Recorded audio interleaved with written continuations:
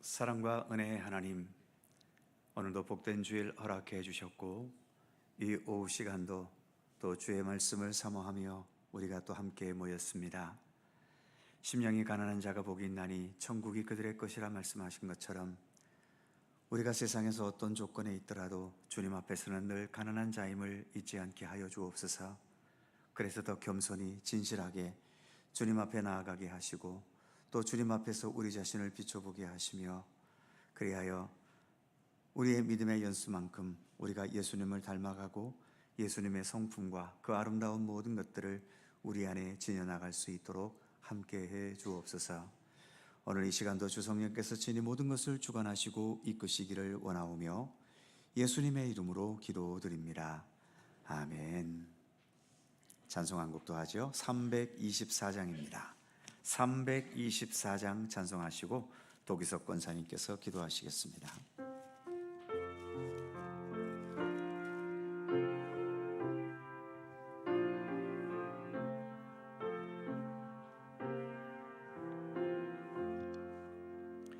예수 나를 오라 하네 예수 나를 오라 하네 어디든지 주를 따라 주와 같이 가려네 주의 인도하심 따라 주의 인도하심 따라 어디든지 주를 따라 주와 같이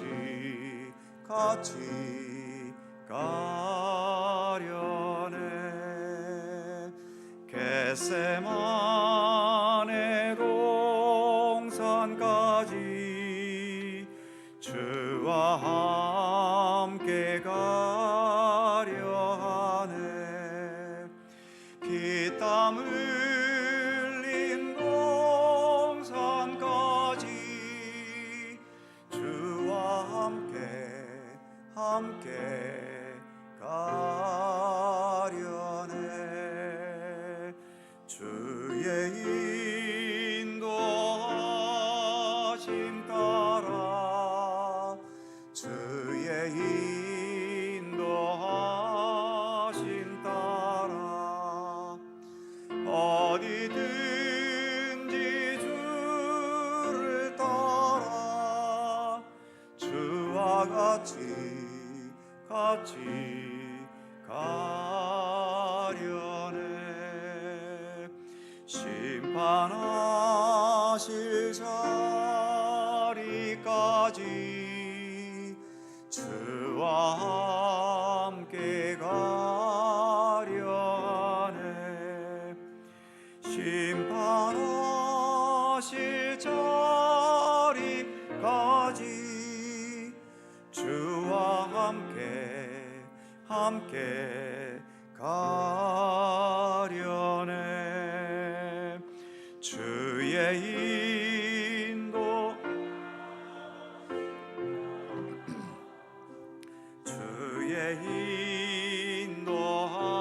인도하심 따라 어디든지 주를 따라 주와 같이 가려네 주가 크신 은혜 내려 나를 항상 돌보시고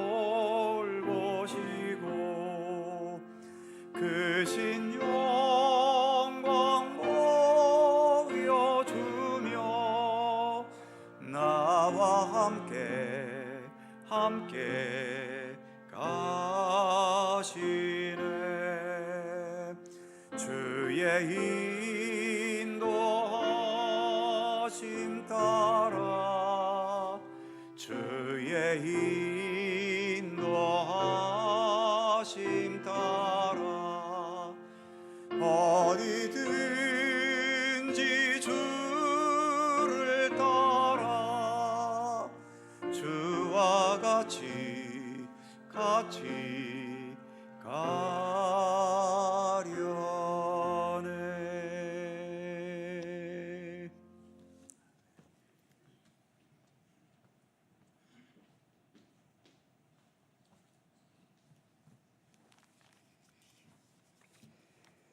어딜 가든지 무엇하든지 언제나 지켜주시는 참 좋으신 하나님, 오늘도 하나님 말씀 배우게 하심을 감사드립니다.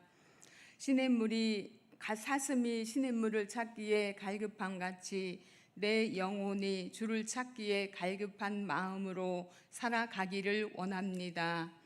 양식이 없어 주림이 아니며 물이 없어 가람이 아니요 여호와의 말씀을 듣지 못한 기갈이라. 요즘 예배당도 많고 온라인에서도 설교가 홍수처럼 쏟아지는 말씀의 홍수 시대에 살고 있지만 참된 말씀 안에서 인격적으로 하나님을 만나는 복된 시간 되게 하옵소서. 세상에 대한 갈급함보다 날마다 나의 죄를 깨닫게 하시고 모든 행위와 은밀한 것까지도 다 아시는 하나님 앞에 코람데오 신앙으로 살아가기를 원합니다. 6.25 전쟁의 아픔이 있는 주간입니다. 이 나라와 이 민족을 지켜주옵소서. 대통령을 비롯한 위정자들이 하나님을 두려워하는 마음으로 이 나라를 이끌어가게 하옵소서. 우리 갈릴리 교회가 은혜 안에 든든히 서가게 하심을 감사합니다. 경제적으로 힘들고 질병으로 치유의 손길을 바라는 성도들을 비롯한 모든 성도들을 기억하여 주시고, 비록 환난이 있다 할지라도 핍박을 받는다 할지라도 끝까지 믿음 저버리지 않도록 붙잡아 주시고, 기름 준비한 슬기로운 5 처녀처럼 깨어 기도하는 갈릴리 교회 모든 성도들 되게 하옵소서. 말씀을 선포하실 정승화 담임 목사님, 영육을 강건하게 하시고 말씀의 은혜가 넘치게 하시며 말씀을 듣는 저희들도 말씀의 변화를 받아 새 삶을 살게 하옵소서. 박학성 목사님, 성화자 전도사님께도 똑같은 은혜로 함께하시기를 원합니다. 여전도 연합회 권사쌤이나 먼 곳까지 안전하게 잘 다녀오게 하시고 성령 충만한 시간들 되게 하여 주옵소서. 담임 목사님 휴가 기간 동안 재충전에 좋은 기회 되실 수 있도록 은혜롭게 지켜주시길 원하며 이 모든 것 예수님의 이름으로 기도드립니다. 아멘.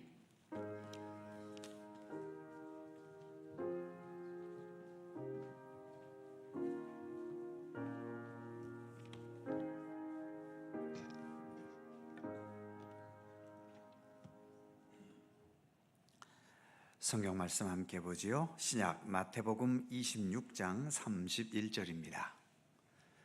마태복음 26장 31절, 신약 성경 46면입니다. 신약 성경 46페이지 마태복음 26장 31절에서 46절까지의 말씀입니다. 교독하지요. 제가 먼저 31절 읽습니다. 그때에 예수께서 제자들에게 이르시되 오늘 밤에 너희가 다 나를 버리리라. 기록된 바 내가 목자를 치리니 양의 떼가 흩어지리라 하였느니라.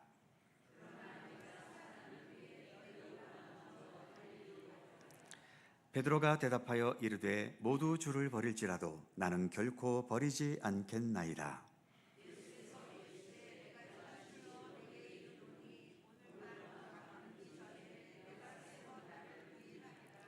베드로가 이르되 내가 주와 함께 죽을지언정 주를 부인하지 않겠나이다 하고 모든 제자들도 그와 같이 말하니라.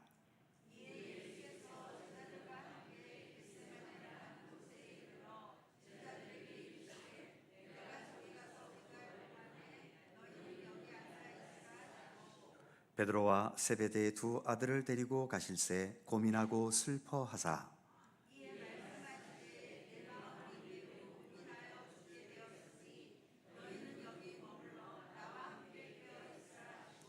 조금 나아가사 얼굴을 땅에 대시고 엎드려 기도하여 이르시되 내 아버지여 만일 할만하시거든 이 잔을 내게서 지나가게 하옵소서.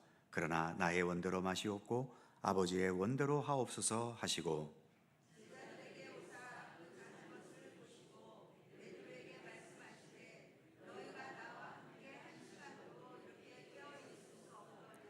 시험에 들지 않게 깨어 기도하라. 마음에는 원이로되 육신이 약하도다 하시고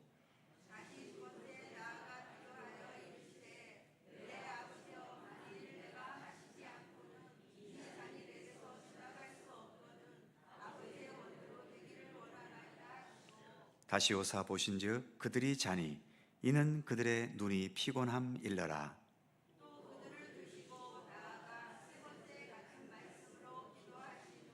이에 제자들에게 오사 이르시되 이제는 자고 쉬라. 보라 때가 가까이 왔으니 인자가 죄인의 손에 팔리느니라.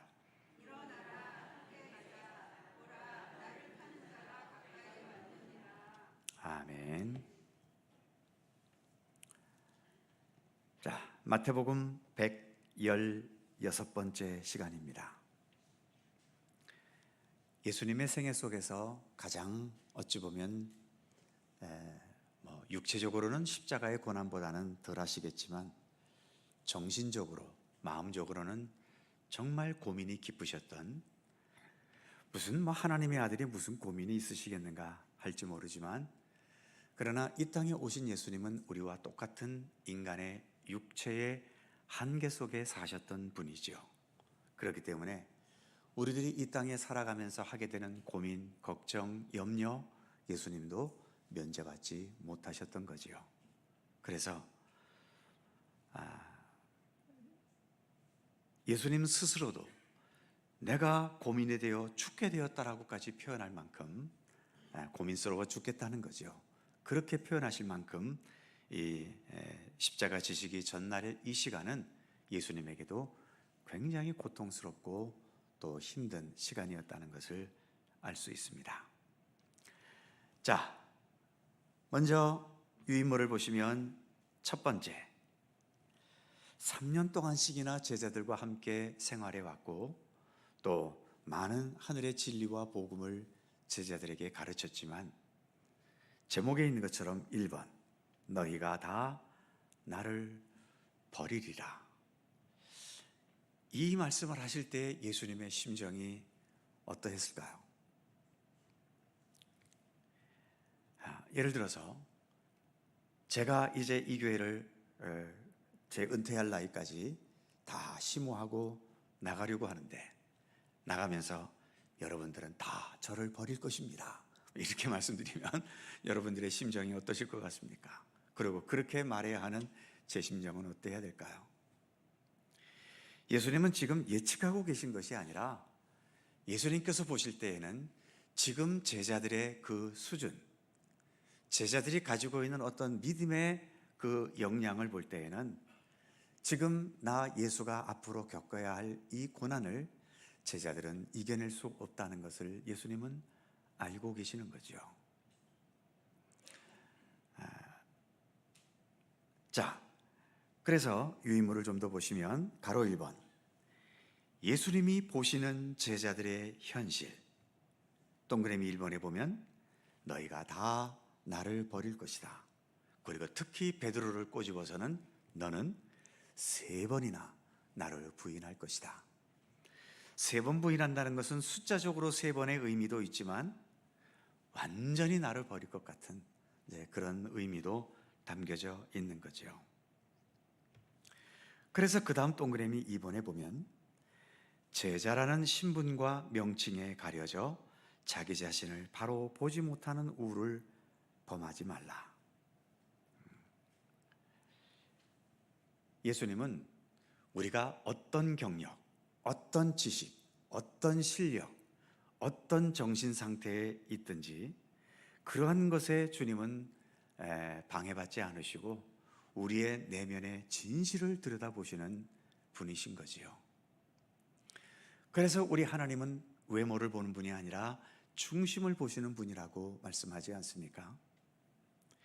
우리는 외모를 보기 때문에 이 정도면, 이 정도 경력, 이 정도 실력, 이 정도 공적, 또 이 정도의 어떤 지금까지의 경험을 토대로 해보면 나는 이 정도 수준은 될 것이다 라고 판단을 하지만, 그러나 주님께서는 우리의 중심을 들여다보기 때문에 우리가 얼마나 부실한 모래 위에 지은 집과 같은 상태에 있는지를 다 알고 계시는 거지요.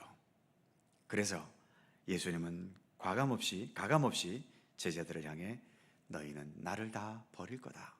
베드로, 네가 아무리 수제자라고 그렇게 자부해 보지만 너는 다른 제자들보다도 훨씬 더 많이 나를 3번씩이나 부인할 것이다 라고 정확하게 지적하시는 겁니다.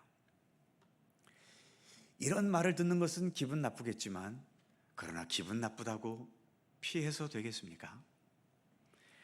우리가 주님 앞에 서는 것을 피하지 말아야 됩니다. 사실 주님 앞에 우리가 서면 우리의 잘난 것이 더 많이 드러나겠습니까? 못나고 부족하고 죄악된 것이 더 드러나겠습니까? 여러분들을 스스로 생각하기에 자신이 얼마나 어려운 것 같으세요? 그런데 내 이 어설픈 수준에서 완벽하신 예수 그리스도 앞에 내가 서게 된다면 나에게 있어서는 내가 훌륭하고 위대한 것보다는 여전히 부족하고 여전히 죄악되고 여전히 허물 많고 여전히 초보자같이 아직도 갖춰지지 못한 내 자신의 모습은 그대로 드러나게 돼 있는 겁니다. 우리가 예수를 믿고 있지만 예수님 앞에 서는 것을 그렇게 자주 하지 않기 때문에 내 어떤 신앙의 경력과 또 남들보다 좀 앞선 것 같은 그런 믿음의 외모를 가지고 우리는 굉장한 자부심을 갖기도 하고 그것을 내 자존심으로 삼기도 하는 거죠. 이렇게 주님 앞에 자신을 비춰보는 그런 시간들이 없이 우리가 주님 앞에 마지막에 서게 되면 우리는 놀라는 겁니다. 내가 이렇게밖에 되지 않았는가?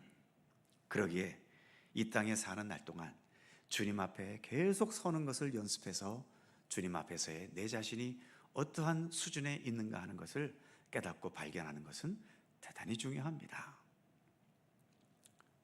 그래서 제자라는 신분, 또 나에게 주어진 명칭, 직분, 이러한 것에 가려서 자신을 바로 보지 못하는 우를 범하지를 말아야 되는 거죠.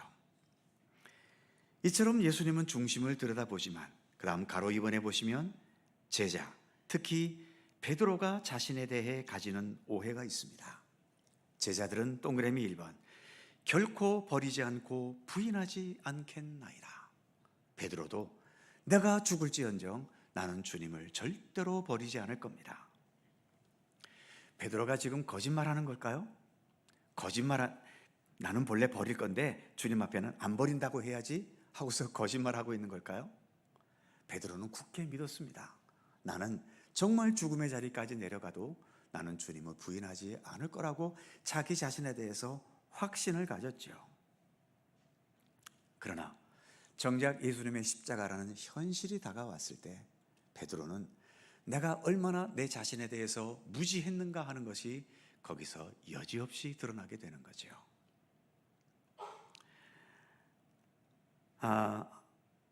반복되는 얘기입니다만 우리에게는 나름대로 신앙의 경력이 있습니다. 예수를 믿은 지 10년이다, 20년이다, 30년이다. 저 같은 사람은 엄마 뱃속에서부터 믿었고 조상 때부터 3대, 4대를 믿어오고 있다. 이것은 다 외모고 껍질입니다. 우리의 진실한 모습은 어떠한지는 주님 앞에 벌거벗은 모습으로 서야 되는 거지요. 그래서 계속 강조하는 말이지만 기독교 신앙은 겸손해야 됩니다. 주님 앞에 서는 것은 겸손함이 동반되지 않으면 주님 앞에 설 수도 없고요. 겸손하지 못한 상태에서 주님 앞에 서면 늘 나쁜 것만 자꾸 보이고 마음에 안 드는 것만 보이기 때문에 자꾸 주님을 피하게 되는 거죠. 그래서 주님 앞에 서기보다는 내 직분을 강조하고 내 신앙의 경력을 앞세우려고 하고 내가 어떤 신앙생활을 통해서 이루어 놓았던 공적에 자꾸 안주하려고 하는 그런 경향으로 나아가게 되는 겁니다. 어쨌든 자꾸 이 땅에 사는 날 동안 내 자신을 어떤 세상적인 것으로 육신적으로 가리고 성을 쌓고 그것으로 나를 과시하려고 하고 이것이 습관이 되었다가 마지막 날 주님 앞에 벌거벗은 모습으로 섰을 때에는 우리는 그 충격을 이겨내지 못합니다. 여기에서부터 주님 앞에 겸손하게 서는 것을 항상 연습해 가야 되는 거죠. 나는 누구인가? 나는 지금 어떠한 삶을 주님 앞에서 살아가고 있는가? 내게 이런저런 직분이 있는데 과연 이 직분에 내가 합당한 인격과 성품과 믿음의 그 중심을 지녀가고 있는 것인가?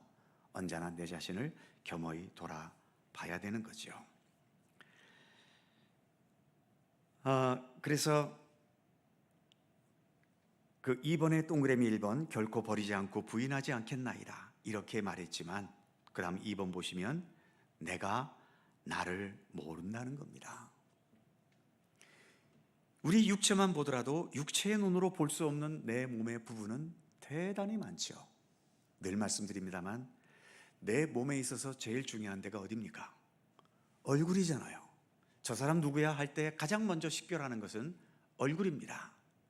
그런데 내 눈을 가지고 실물로 내 얼굴을 봅니까 못 봅니까? 못 봅니다. 내 얼굴은 죽을 때까지 내 얼굴에 거울로 비친 허상은 볼 수 있지만 내 얼굴을 실물로는 절대로 볼 수가 없어요. 그리고 얼굴도 못 보지만 내 머리, 내 뒤통수, 아무튼 얼굴에 대한 모든 것은 별짓을 다 해도 볼 수 없고 한 가지 볼 수 있다면 혓바닥을 길게 아 하고 내밀면 혓바닥 끝 정도는 어느 정도 뭐 볼 수는 있겠죠. 요거만 보이고 나머지는 죽을 때까지 못 봅니다. 그러니까 내 얼굴이 어떤 상태가 돼 있냐 하는 것은 남들이 가르쳐 줘야 돼요. 남들이 아니면 적어도 거울이라는 것을 놓고 거울 속에 비춰지는 허상이라도 봐야 내 얼굴이 어떻게 돼 있는지를 보게 되는 겁니다. 직분이 나를 가르쳐 준다고요? 내 신앙의 경력이 나에 대해서 말해 준다고요? 그건 다 껍질입니다. 주님 앞에서 정말 모든 그 가면과 모든 것들을 벗어던지고 주님 앞에서 내 자신을 비춰봤을 때에 내가 어떠한 모습으로 있는가? 이것이 경건의 노력이고 경건의 훈련인 거거든요. 교회를 다니는 사람들은 무척 많은데 주님 앞에서 이렇게 내 자신을 비춰보는 이런 경건의 노력을 기울이는 성도들은 생각보다 그렇게 많지 않습니다. 그러다 보니 신앙생활을 10년하고 20년, 30년을 해도 어떤 인격적으로, 성품적으로 또 어떤 삶의 태도나 이러한 것에 그다지 큰 변화가 없는 거지요. 여러 성도님들의 삶은 어떻습니까? 10년 전의 내 모습과 지금의 내 모습에 큰 차이가 있나요? 어떤 면에서 내가 성장했고 어떤 면에서 더 성숙했다고 하는 그 증거가 보이십니까? 그러기에 좀 더 우리는 사람이 아닌 또 어떤 세상적인 기준이 아닌 정말 예수 그리스도라는 그분 앞에서 내 자신을 비춰보는 그러한 노력을 기울여야 합니다. 그게 어렵다면 기도라도 하셔야 되는 거예요. 하나님, 내가 나를 주님의 안목으로 바로 보게 해주십시오. 나는 지금 하나님 어떻게 살아가고 있습니까? 내가 믿음의 길을 가고 있는데 저는 이 믿음의 길을 제대로 가고 있는 것입니까, 주님? 내가 이런 직분을 갖고 지금까지 이렇게 봉사해 오고 있는데 과연 이 직분에 합당한 성품과 인격이 나에게는 있는 것입니까? 그리고 지금 제가 봉사한다라고 하는 이것 정말 하나님께서 기뻐하고 계십니까? 그리고 내 모든 이러한 행동들이 교회나 다른 성도들에게 과연 덕이 되고 있는 것입니까? 주님, 나로 하여금 알게 해 주십시오. 깨닫게 해 주십시오. 이러한 기도가 우리의 모든 신앙생활 속에서 언제나 동반이 되어야 하는 겁니다. 다시 한번 말씀드리지만 내가 내 자신에 대해서 까맣게 모르고 있다가 나중 주님 앞에 섰을 때 주님께서 내 모든 실체를 그대로 드러내실 때에 우리는 그것에 충격받습니다. 때로는 그 충격을 감당하지 못해서 아이고 이런 부끄러운 모습으로 천국에 있을 바에야 차라리 지옥에 있는 게 낫겠다 하고 내 스스로 지옥으로 찾아가게 될지도 모르는 겁니다. 그래서 나는 모른다, 육체의 눈으로 볼 수 있는 내 몸의 부분도 많다, 하물며 내 자신의 내면을 어떻게 볼 수 있겠는가? 예수 그리스도라는 그분이 아니고서는 내 자신을 들여다볼 방법이 없는 거죠. 그래서 언제나 기도하셔야 합니다. 세 번째 보시면 베드로의 대답이 비교가 되지요. 예수님께서 십자가 죽으시기 전까지는 베드로는 자신에 대해서 확신했습니다. 그래서 십자가 전에는 뭐라고 말했죠? 나는 결코 버리지 않겠나이다. 이 말을 달리 표현하면, 예수님, 제가 제 자신에 대해서 아는데요, 나는 아주 강한 사람입니다. 그래서 주님을 절대로 저는 배반하지 않습니다. 자기 자신에 대해 강한 확신을 갖고 있는 거죠.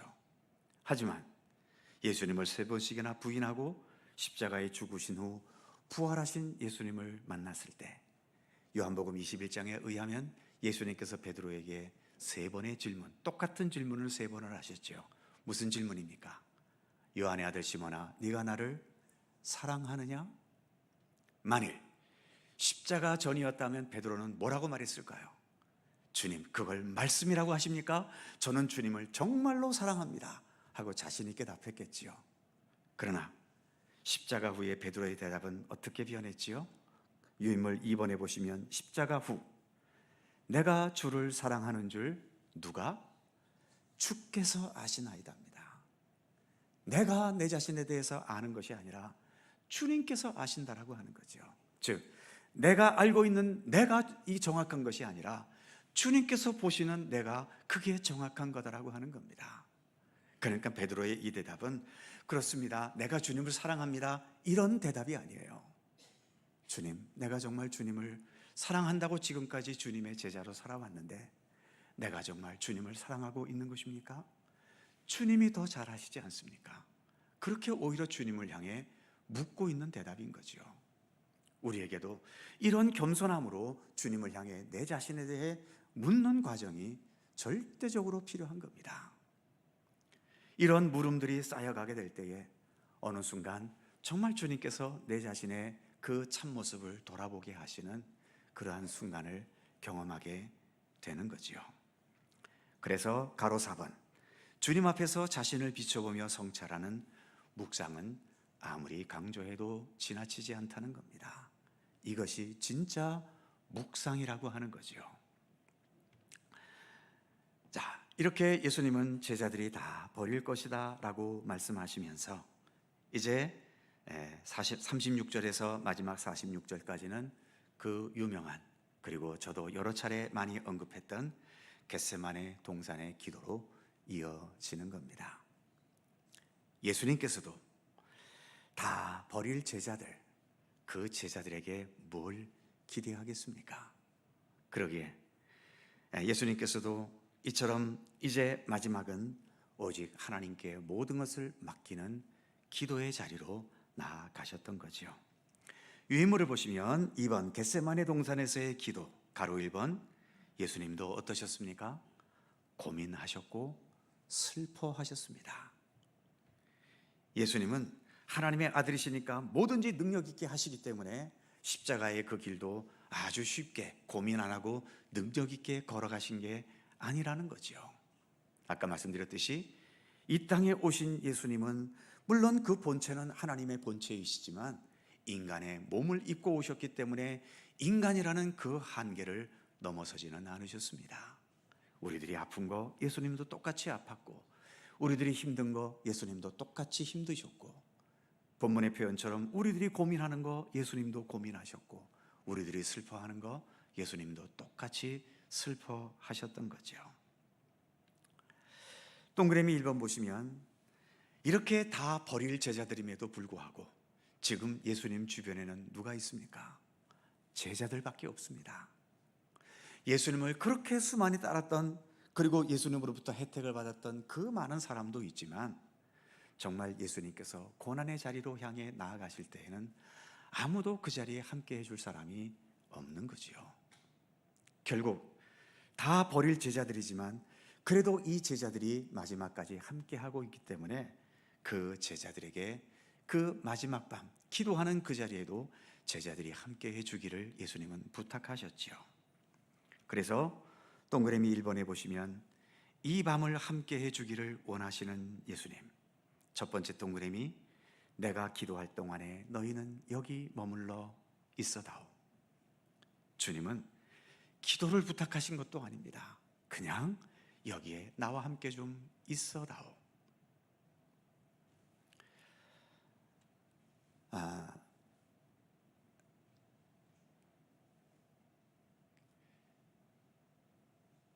우리는 보통 누군가, 저도 이제 참 목사가 되다 보니 어려움 당한 성도들을 신방하고 또 위로하기 위해 가게 되면 뭐라고 말을 해야 되잖아요.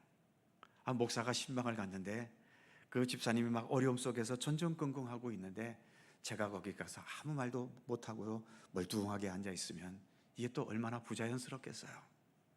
그러니까 저는 뭐라도 말을 해야 됩니다. 사실 저의 설교나 또 뭐 권면한다는 그 말씀이 그분에게 위로가 될지 안 될지 저는 모르지요. 참 감사한 것은 그렇게 어려운 가운데 계시면서 별로 도움도 되지 않는, 때로는 교과서 같은 그런 말만 늘어놓음에도 불구하고 성도님들은 그래도 묵묵히 들어주고 계시다는 겁니다. 오히려 제가 감사한 거지요. 정말 어려움에 빠진 사람 앞에는 뭐라고 말을 해도 도움될 게 없습니다. 사실은 얼마 전에도 암에 걸려서 고통받는 권사님을 찾아가서 같이 예배를 드렸습니다만 저는 암에 걸려보질 않았어요. 그러니 암에 걸려서 고통을 받는 그분의 심정과 그 마음을 제가 어떻게 알겠습니까? 알아봐야 여기저기 무슨 상담학에서 말했던 또는 의학계에서 말했던 암에 걸린 사람이 대체로 이렇고 이렇다더라, 이런 걸 이론적으로 들어서 알 뿐이지 그 이론적으로 들어 아는 것과 정말 병에 걸려서 그것을 직접 경험하면서 겪게 되는 마음이 같을 수 있겠습니까? 그러기에 예수님도 제자들을 향해서 나한테 좀 위로 좀 해다오, 위로의 말 한마디만 해다오, 그걸 바라신 게 아닙니다. 그냥 있어 달라는 거죠.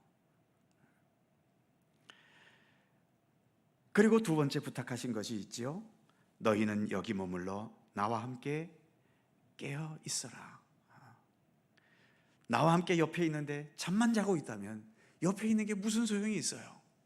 아무 말도 안 하더라도 그래도 내 옆에 함께 있는 것과 옆에 있으면서 쿨쿨 그냥 피곤해서 자버리는 것, 차라리 옆에 있으면서 자버릴 거면 그냥 가서 자라, 차라리 이렇게 말해버리고 싶지 않겠어요? 그러기에 예수님도 나와 함께 깨어 있어 달라고 부탁을 했던 거죠. 세 번째, 어려울 때 함께 해주는 손길의 중요성, 그리고 어려울 때 숨기지 말고 기도를 부탁하는 자세의 중요성, 바로 예수님의 이 겟세마네 자리는 이 두 가지를 다 보여줍니다. 같이 있어주는 것만도, 그리고 같이 있어주면서 기도까지 해준다면 더 큰 용기와 위로가 될 수 있겠지요. 그리고 예수님도, 아니 적어도 예수님이 하나님 본체를 지니신 분인데 그거 혼자 좀 감당을 못합니까? 그거 좀 고민스럽다고 제자들에게 그 째째하게 보이게 얘들아 나를 위해 좀 있어다오, 예수님이 채통 없이 이래야 됩니까? 그러나 예수님도 이 당시는 인간입니다. 인간이기 때문에 부탁하잖아요. 나 어려워, 나 힘들어, 나 좀 도와줘, 나와 함께 있어줘. 예수님도 그런 부탁을 하셨던 겁니다.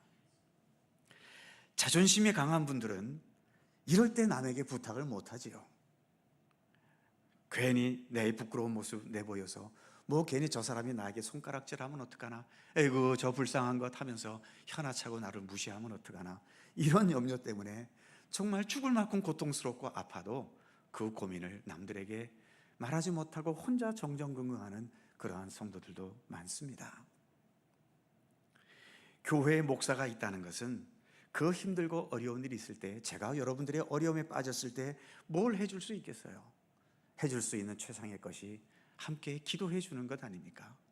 어려운 일이 있을 때 목사님 제가 이러이러한 문제로 고민 중에 있습니다, 그러니 저를 위해 기도해 주십시오. 그렇게 부탁을 하시면 어쨌든 함께 기도라도 할 수 있지 않습니까? 그런데 또 성도님, 마음 좋은 성도님들은 에휴, 내가 기도 부탁하면 그렇지 않아도 목사님 시간도 바쁘신데 나 같은 사람 때문에 또 고민하시면 어떡하나, 또 이러면서 기도 부탁도 안 하지요. 예수님도 안 그러셨어요. 예수님도 부탁하셨습니다. 얼마든지 부탁하셔도 돼요. 기도할 시간이 없으면 잠자는 시간을 줄여서라도 기도할 수 있는 겁니다. 그래서 그 세 번째, 네 번째 동그라미, 어려울 때 함께 해주는 손길의 중요성, 그리고 어려울 때에 예수님처럼 숨기지 말고 기도를 부탁해주는 자세의 중요성, 예수님의 겟세마네 동산의 모습은 그것을 우리에게 보여주고 있죠. 동그라미 2번, 고민하시는 예수님. 예수님도 고민하셨다는 겁니다. 예수님이시니까 모든 것을 다 알고, 그러니까 모든 것을 고민할 것 없이 결정하시고 그러신 분이 아니셨다는 거죠.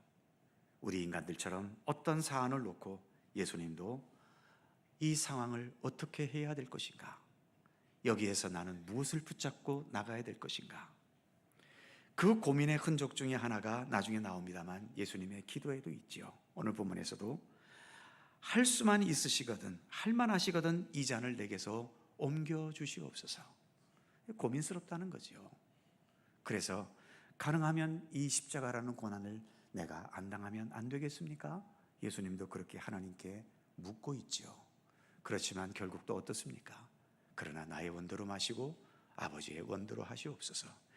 이 두 가지의 기도가 함께 있다는 것은 예수님도 이쪽 저쪽 둘 사이에서 왔다 갔다 하시면서 무척이나 고민이 크셨다는 것을 말씀해 주는 것 아닙니까? 믿음의 길을 걸어간다는 것은 무조건 어떤 어려움과 문제가 있을 때 거기에 해답이 책가닥 주어지는 게 아닙니다. 우리도 많은 시간 그 문제를 가지고 고민해야 되고 갈등을 겪어야 되고, 또 그러한 가운데서 주님의 뜻이 어디에 계신가를 깊이 생각하면서, 그래서 내 스스로 주님의 뜻을 한 단계 한 단계 찾아가야 되는 거죠. 하도 우리는 예수님의 기적 사건 이런 데에만 익숙해 있어서 어떤 문제가 있으면 주님께서 기적을 나타내서 그 자리에서 뚝딱 문제를 해결해 주시는 그것만이 하나님의 능력이고 하나님의 인도하심이라고 생각하는데요, 예수님께서 지금 고민하시는 장면은 예수님이 무능한 모습입니까? 하나님께서 예수님을 버리신 순간입니까? 아니잖아요. 이 모든 순간도 주님께서 함께 하시는 시간입니다. 고민하는 것도, 염려하는 것도, 또 이것 때문에 머리를 싸매면서 고민하고 또 어떤 뜻을 추구해 나가는 과정도 다 주님께서 함께 하시는 시간이고, 이러한 과정들을 통해 우리는 한 걸음 한 걸음 주님 앞에 나아가는 겁니다. 주님 앞에 한 걸음씩 나아간다는 것은 계단 올라가듯이 그렇게 순조롭게만 올라가게 되는 것은 아니지요. 정말 내 힘으로 넘어설 수 없는 그러한 장벽을 만나기도 하고, 때로는 올라가려고 노력했는데 미끄러져서 저 밑으로 다시 추락해버리는 그러한 경우도 있고요. 그러한 경우에도 포기하지 않고 다시 계속해서 한 걸음씩 나아가려는, 그래서 내 자신과 싸우고 내 환경과 여건과 싸워가면서, 그러면서 우리는 주님 앞에 한 걸음 한 걸음씩 나아가게 되는 겁니다. 우리가 잘 아는 찬송 430장이죠. 주와 같이 길 가는 것 즐거운 일 아닌가? 맞습니다. 주와 함께 길 가는 것은 즐거움도 있는 것도 사실입니다.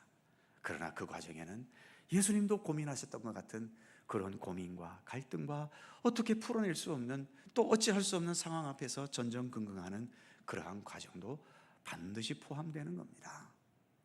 그러나 그러한 가운데서도 우리가 한 가지 가질 수 있는 소망은, 주님은 모든 것을 합력하여 선을 이루시는 분 아닙니까? 그러기에 선을 이루신다는 그 사실을 전제로 주와 같이 길 가는 것 언제나 즐거울 수 있다고 우리는 그렇게 고백하는 거죠. 자, 그래서 예수님도 고민하시고 슬퍼하셨다.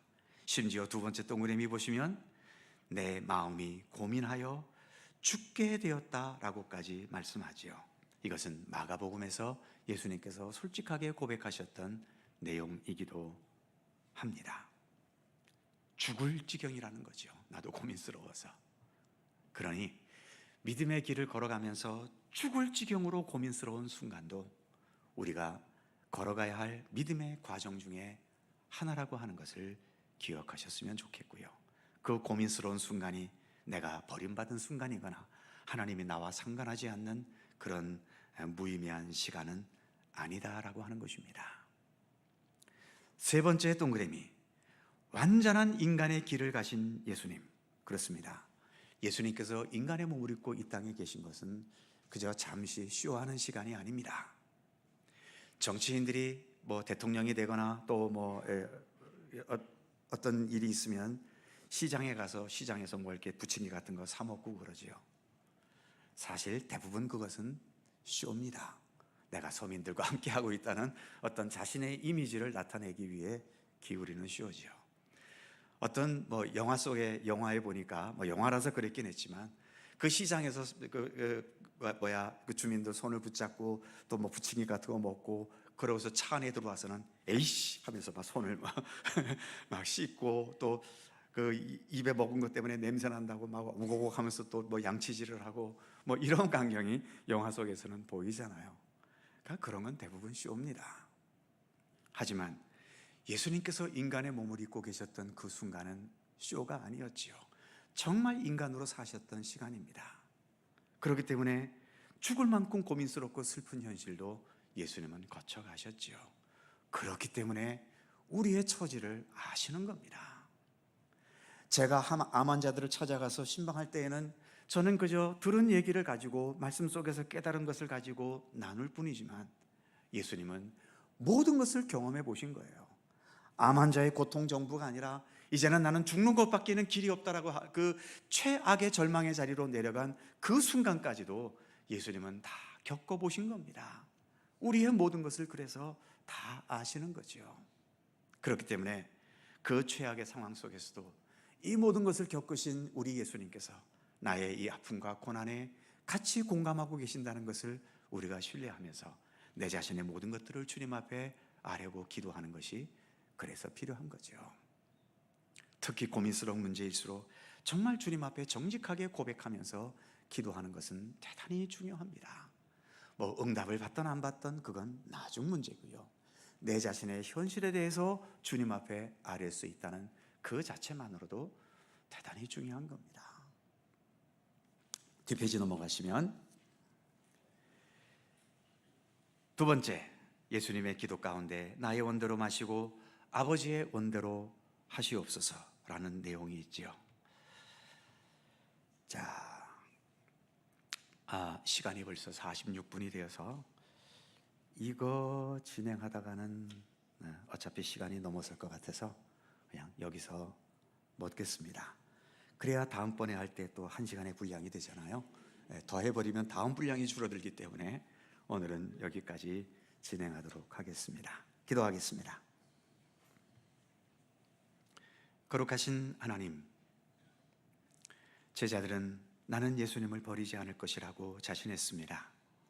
그러나 예수님은 너희가 다 나를 버릴 것이며 베드로 너는 특히 나를 3번이나 부인하실 것이라고 정확하게 지적하고 계십니다.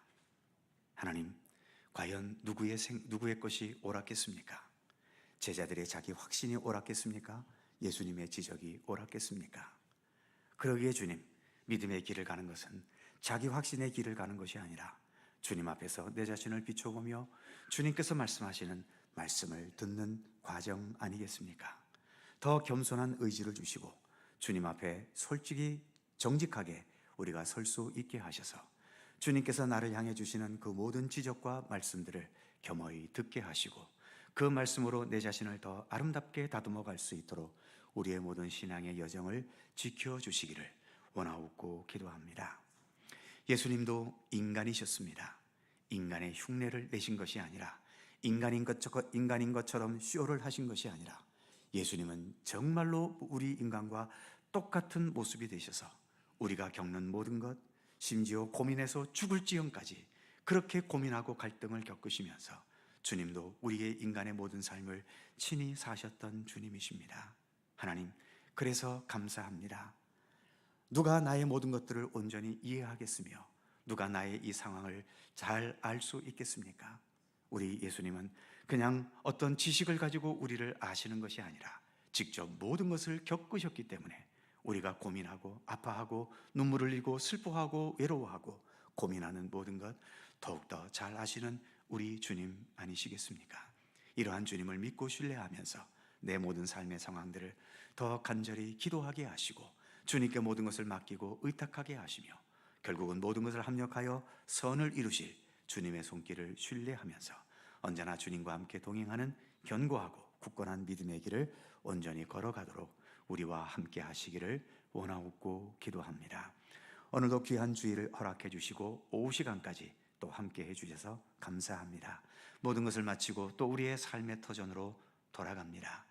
여전히 많은 문제들이 있고 넘어야 할 장벽들이 있고 또 내 인간의 힘으로 풀어낼 수 없는 여러 고민과 걱정과 아픔들이 있지만 그러나 주님, 그러한 가운데서도 항상 주님께서 나와 동행하시고 나를 도우시며 언제나 사랑의 손길로 나를 지켜보고 계심을 믿음의 눈으로, 믿음의 안목으로 깨달아 알게 해주시고 그래서 변함없이 주님과 동행하는 믿음의 길을 능력 있게 성실히 걸어가도록 우리를 지키시며 인도해 주시옵소서. 감사와 찬양을 주께 돌리옵고 우리 구주 예수 그리스도의 거룩하신 이름으로 기도하옵나이다. 아멘. 자, 서로 살펴보시면서 사랑의 인사 함께 나누시기 바랍니다. 건강하시고 행복하시고 좋은 날 되시기 바랍니다. 자세한 교회 소식은 주보를 참조해 주시기 바랍니다. 찬송가 549장 찬송합니다.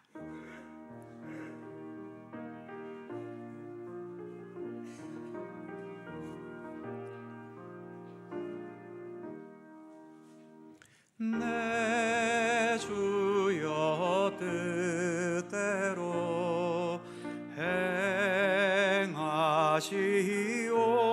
행하시옵소서. 온 몸과 영혼을 다 주께 드리니 이 세상 오락한 주 인도하시고 날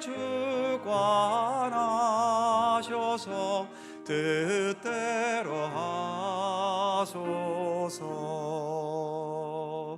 내 주여 뜻대로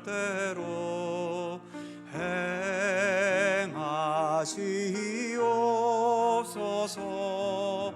큰 근심 중에도 낙심케 마소서.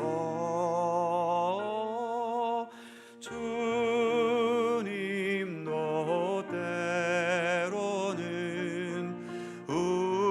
울기도 하셨네. 날 주관하셔서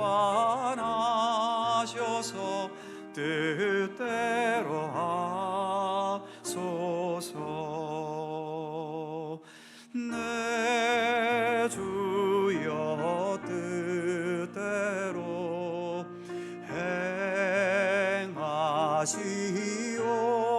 행하시옵소서. 내 모든 일들을 다 주께 맡기고 저 천성 향하여 고요히 가리니 살든지 죽든지 뜻대로 하소서.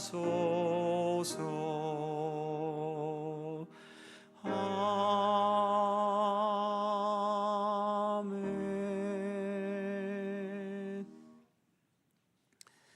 우리 주님 예수 그리스도의 은혜와 하늘 아버지의 넓고 크신 사랑하심과 성령님의 교통하심과 인도하심과 함께 하심이 우리를 누구보다도 더 잘 알고 계시고 그러기에 우리가 참된 생명과 구원의 길을 갈 수 있도록 때로는 책망으로, 때로는 사랑의 격려로, 때로는 기적으로, 그리고 때로는 감싸주시는 그 뜨거운 사랑의 손길로 지금도 우리와 함께하고 계심을 믿고 신뢰하면서, 그리고 무엇보다 우리 인간들이 겪을 수 있는 모든 비극과 아픔과 눈물과 외로움과 고독까지 몸소 다 겪으시면서, 그래서 누구보다도 우리 인간을 더욱더 잘 아시는 우리 주님이심을 믿고 신뢰하면서 내 모든 삶 숨김없이 주님께 고백하고, 또 모든 삶의 부분들을 다 주님께 묻고 맡기고, 그래서 언제나 주님과 동행하는 참된 믿음의 길을 성실히 걸어갈 것을 소원하고 다짐하는 모든 주의 사랑하는 백성들 가운데 언제나 함께 하시기를 간절히 축원하옵나이다. 아멘.